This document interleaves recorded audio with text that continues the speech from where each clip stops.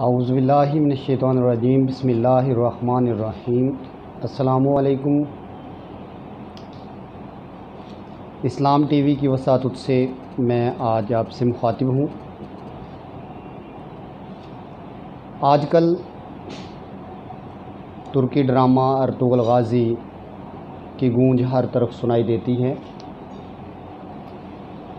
جب بھی Ertugrul Ghazi کی دھن کانوں میں پڑتی ہے تو دل و دماغ 13ویں صدی کے کئی قبیلہ میں پہنچ جاتا ہے، اور میں چشم تصور سے سلیمان شاہ کی نورانی باتیں سنتا ہوں۔ ان کا نورانی چہرہ میری آنکھوں کے سامنے پھر جاتا ہے۔ اس کے ساتھ میں کردوغلوں کی شرارتیں اور سازشیں بھی دیکھتا ہوں، لیکن جب ارطغرل کی تلوار کردوغلو کا سر تن سے جدا کرتی ہے تو دل میں ٹھنڈک پڑ جاتی ہے۔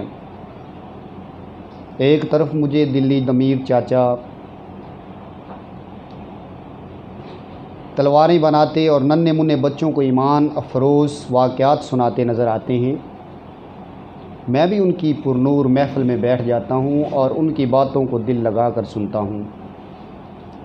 مجھے سعادتین کوپیک کی چالاکیوں اور اس کی مخصوص طرز مسکراہٹ، شریر مسکراہٹ اور اس کے جالوں اور چالوں کا اندازہ ہوتا ہے، اور پھر جب میں اس کی گردن کٹتی ہوئی، ہوا میں اڑتی ہوئی، فضا میں بلند ہوتی ہوئی دیکھتا ہوں تو بہت سکون آتا ہے۔ مجھے نور گل کا کلہاڑا بھی نظر آتا ہے۔ مجھے بامسی اور گنگوت کے آپس کے پیارے پیارے جھگڑے بھی اچھے لگتے ہیں۔ مجھے نویان کی وہ زہریلی مسکراہٹ اور تیمور غسیلہ لڑکا اور روشنی کے ساتھ اس کی شادی بھی نظر آتی ہے۔ مجھے سیلجن خاتون کا راہ راست پر آنا اور پھر تمام لوگوں کو خوبصورت نصیحتیں کرنا اور خصوصاً عثمان کو ہدایات دینا بھی اچھا لگتا ہے۔ مجھے وہ باچھو کا رقص اور روحوں سے باتیں کرنا، وہ سیمون اور اورال کی شراکت داری بھی نظر آتی ہے۔ مجھے روشان، صفدر، تیمور، روشنی اور حمزہ کی شہادتیں نمناک بھی کرتی ہیں، لیکن دوسری طرف مجھے عارف اور عزا دورہ کی کئی قبیلے کے ساتھ وفاداریاں بھی خوش کر دیتی ہیں۔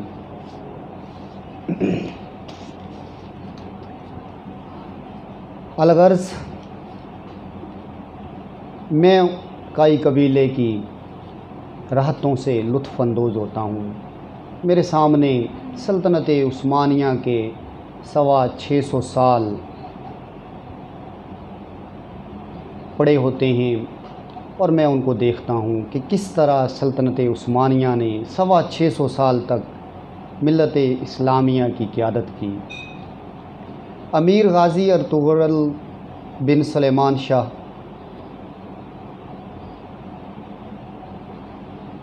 کئی قبیلے کے فرزند تھے۔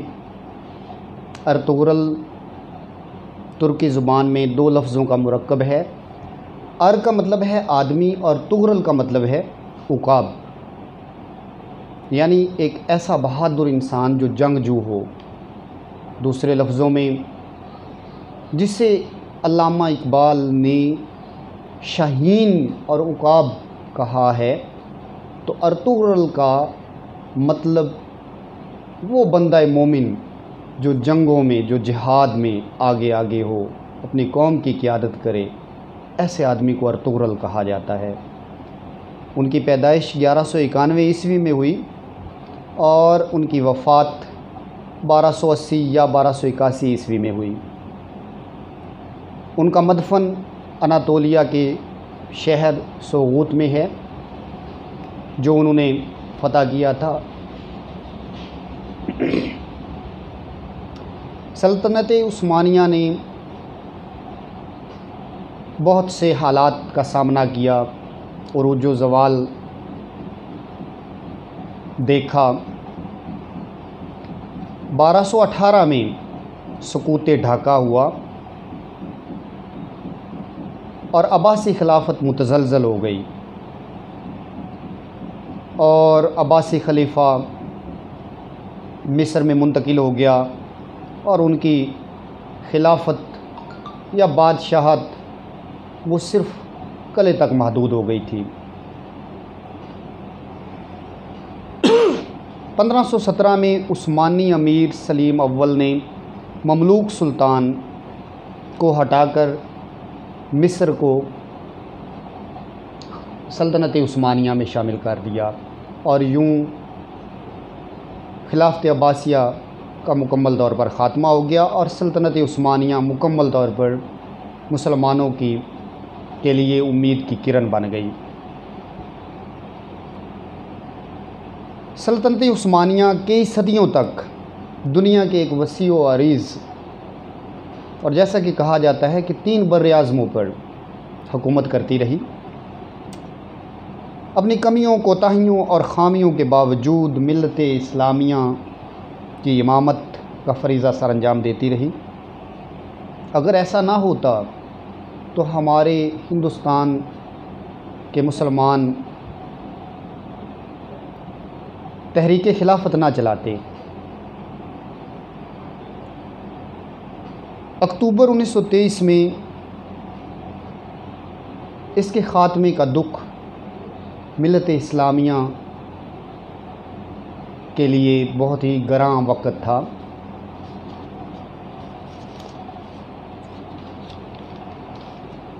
جب سامراجی قوتوں نے سلطنت عثمانیہ کا خاتمہ کیا تو ملت اسلامیہ میں صف ماتم بچھ گئی۔ ہم پھر تاریخ کی طرف آتے ہیں۔ غازی ارطغرل کے فرزند عثمان نے جس سلطنت عثمانیہ کو 1299 عیسوی میں قائم کیا، وہ تقریباً 650 سال تک عالم اسلام کی قیادت کرتی رہی۔ باطل قوتیں ہمیشہ اس کے خلاف متحد رہیں۔ 28 مئی 1453 کو جب قسطنطنیہ فتح کیا گیا تو عالم اسلام کے لیے یہ دن خوشیوں کا دن تھا، یہ عید کا دن تھا، اور رسول کریم صلی اللہ علیہ وآلہ وسلم کی پیشین گوئی پورا ہونے کا دن تھا۔ بر صغیر کے بڑے بڑے قائدین مولانا شبلی نعمانی، مولانا محمد علی جوہر اور ان کے بھائی مولانا شوکت علی جوہر اور ان کی والدہ نے سلطنت عثمانیہ کے ساتھ عقیدت کا اظہار کیا، اور جب ان کو لگا کہ سلطنت عثمانیہ سامراجی قوتوں کے سامنے بے بس ہے، تو یہاں کے مسلمانوں نے ایک بہت بڑی تحریک شروع کی، اور سلطنت عثمانیہ کی حفاظت کے لیے یہاں سے ایک لشکر بھی تیار کیا گیا۔ علامہ محمد اقبال جو عثمانیوں کے، ترکوں کے عقیدت مند تھے، انہوں نے اپنی شاعری میں ترکوں کی بہادری کا تذکرہ کیا ہے۔ اپنی مشہور نظم جواب شکوہ میں وہ فرماتے ہیں، کوئی قابل ہو تو ہم شانے کئی دیتے ہیں، ڈھونڈنے والوں کو دنیا بھی نہیں دیتے ہیں۔